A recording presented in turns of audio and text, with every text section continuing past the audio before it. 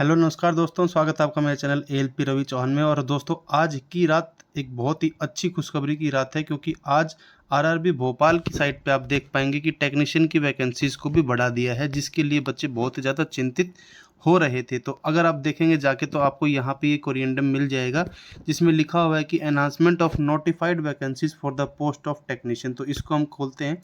ये हमने पहले से ही डाउनलोड किया हुआ गया, और पहले जब देखा था कि आपने 2 फरवरी को आपका नोटिफिकेशन आया था, 2 या 3 फरवरी को, जिसमें 9000 की करीबन सीटें थी, जिससे बच्चे बार बार पूछ रहे थे कि सर हमारी जो वैकेंसीज़ हैं वो बढ़ेंगी या नहीं बढ़ेंगी। तो आज ये उसका खुलासा बराबर कर दिया गया है, और दोस्तों फिर से मौका दिया जाएगा बच्चों को फॉर्म भरने का। ये बहुत ही बड़ी बात है और बहुत अच्छी बात है।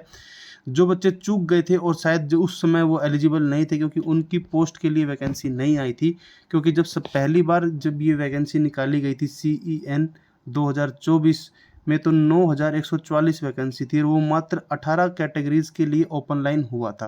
पर अब रेलवे ने कहा है कि हमारे पास में और ज़्यादा एनहांसमेंट करने की उम्मीद आ गई है, और अब हम वर्कशॉप और PU की 22 कैटेगरीज को और मिलाकर इसके अंदर टोटल वैकेंसीज करने वाले हैं 14,298। मतलब कि टोटल कैटेगरीज हो जाएंगी आपकी 40। अब इन्होंने पूरा डिस्क्रिप्शन में दिया हुआ है कि क्या क्या है, कितनी कितनी वैकेंसी है, कैटेगरी वाइज सब कुछ दिया हुआ है। आपको चिंता करने की आवश्यकता बिल्कुल नहीं है। आप ये देखते रहिए, मैं आपको बता देता हूँ सारी बातें।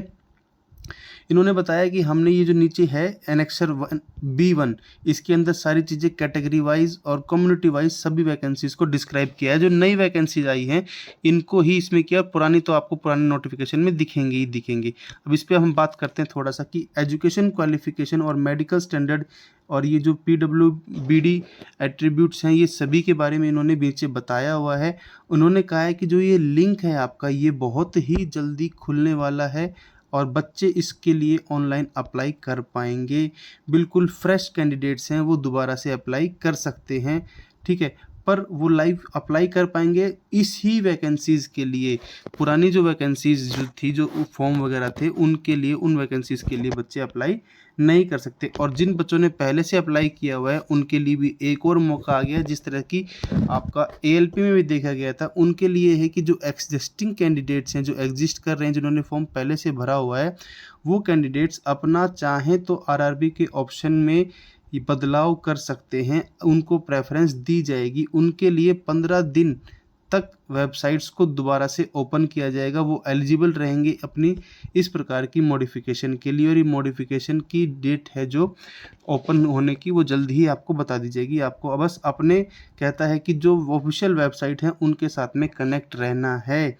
और बहुत ही अच्छी बात ये है कि दोस्तों, कुछ बच्चे ऐसे थे जो अपनी अपनी कुछ स्ट्रीम्स से उन्होंने किया हुआ था, टेक्नीशियन से डिप्लोमा वगैरह, पर वो एलिजिबल नहीं हो पा रहे थे। आज उनको ये मौका मिल गया है। वो जो बच्चे इस वर्कशॉप और PUs, इसकी पूरी बातें करते हैं, हम नीचे चलते हैं। तो इसमें जो बताया है, PU का मतलब होता है प्रोडक्शन यूनिट। जिन बच्चों ने वर्कशॉप और प्रोडक्शन यूनिट से ये डिप्लोमा या ITI किया रहेगा, वो बच्चे इसमें एलिजिबल होंगे। जैसे कि इसके अंदर बताया कि उन्होंने 22 कैटेगरीज को लिया है। तो सबसे पहले आती है technician grade telecommunication, technician grade carpenter. देखिए मैं दिखा भी देता हूँ आपको। Technician grade carpenter, technician grade diesel electrical, technician grade electrical power train lighting, electronics mechanic, bridge, ये सभी जो भी हैं आप देख लीजिएगा। ये नोटिफिकेशन आपको पूरा मैं अपने डिस्क्रिप्शन में दे दूंगा, वहाँ से भी आप इसको डाउनलोड कर लीजिएगा, और आप जिस जिसमें एलिजिबल हैं वहाँ पर फॉर्म डालने के लिए तैयार हो जाइए। पर एकदम से फॉर्म को मत डालिएगा, ठीक है।